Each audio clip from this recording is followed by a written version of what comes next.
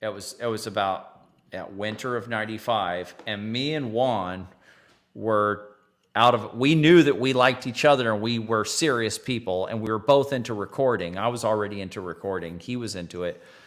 And we just rented a place across the street, and it was just the two of us and the other guitar player from Lords of Chaos. We said, you can be in the project with us too, but he didn't really come around that much. Mm-hmm. And I don't know what was deal with Aaron was.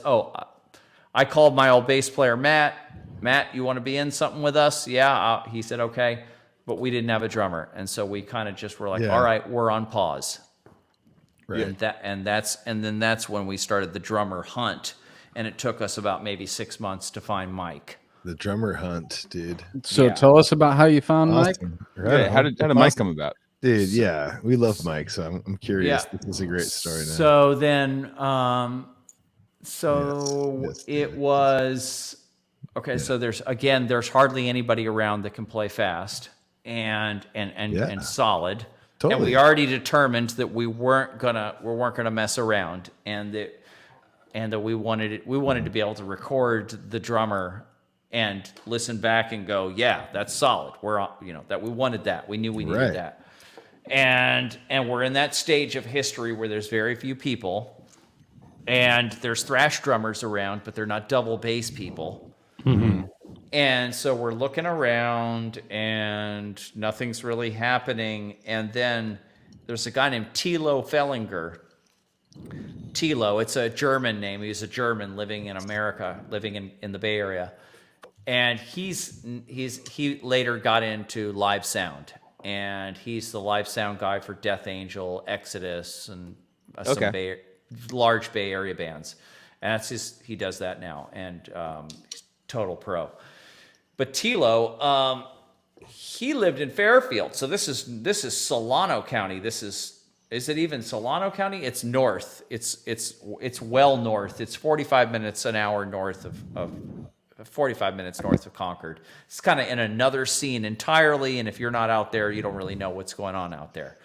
But Thilo was living out there, and I don't remember how we met him, but he had a band called Alistair, like Aleister Crowley. Yeah. And it sounded like Metallica, and they would play in Concord, and we would talk to them, and they were a tight band, and he was the drummer, and he said, well, you're looking for a double bass drummer, you need Mike Hamilton.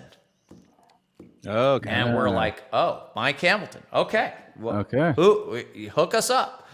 And he's like, I'll hook you up. Next time I see Mike, I'll tell him, give me your number. I'll tell him to call you. And a month later or something, we probably saw him again, Thilo, or 2 months later, maybe. We're like, haven't heard from Mike. You know what? He's like, oh, yeah, I haven't seen him yet, blah, blah, blah. Eventually, he got Mike's phone number. And he told Mike, these guys are going to call you. And I remember actually being in the Safeway on Monument Boulevard at the Four Corners location and calling Mike on the phone, on the payphone. Nice. And, yeah, man, I heard about you and blah, blah, blah, blah, blah. And so we got his address. Oh, he told me straight up, he's like, I'm interested or whatever, but I'm telling you straight up front, my buddy Jim is my buddy from high school, and we write songs together, and I want to do something with Jim. So I would like Jim to be in the band too if we do anything. Yeah. And I'm like, well, we have a guitar player, the guy from Lords of Chaos. He's like, yeah. And we said, okay, well, let's go up there. We went up to Fairfield where their practice studio was. And we got in there, and we met him and Jim. And we listened to Mike play, and we were just like, oh, shit, okay. Hell yeah, dude. Yeah. This guy's better than my old drummer, Uranio, and he can play Suffocation perfectly. And this guy's the best drummer I ever jammed with for metal.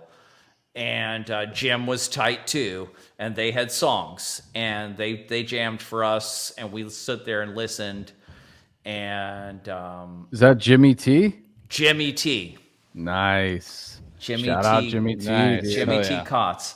And so then we started, and they were like, okay, well, you got some riffs. Let's see what you got, And I said, well, I got some riffs. And Jim's like, well, I got some riffs. And we started putting together a song on the first band practice. It's called Processions of Destruction. And it was on the first Vile demo. And it was later released on the European version of Stench of the Deceased. And so that song, and we wrote that song in, and we came back, the next weekend, in a couple weekends, or maybe 3 or something, we wrote that whole song.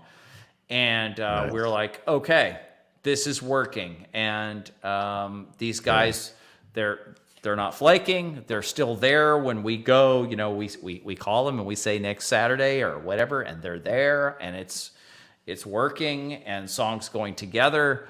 And so we did that for a while, and then we started to get them to come down to our practice studio in Concord, because Matt, the bassist, would have had to come from Oakland, and Aaron was in Concord. And so we got them to drive down. And that later became a problem, because it was a 45-minute drive one way and then a 45-minute drive back. Yeah. It later ended up to kind of some flaky stuff happening, just because life happens, not because they were big flakes, but just because life happens, and we're so far away. Yeah.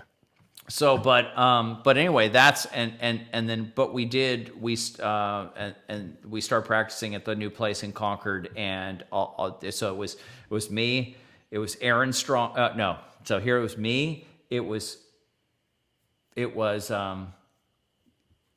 Funny, it's interesting. Aaron was not the second. Oh, right. It was me, Jim on guitar, Mike on drums, Matt Favor on bass, and Juan on vocals. That's the original Vile band that was not on Stench of the Deceased, but was on the first 2 demos. Mm-hmm.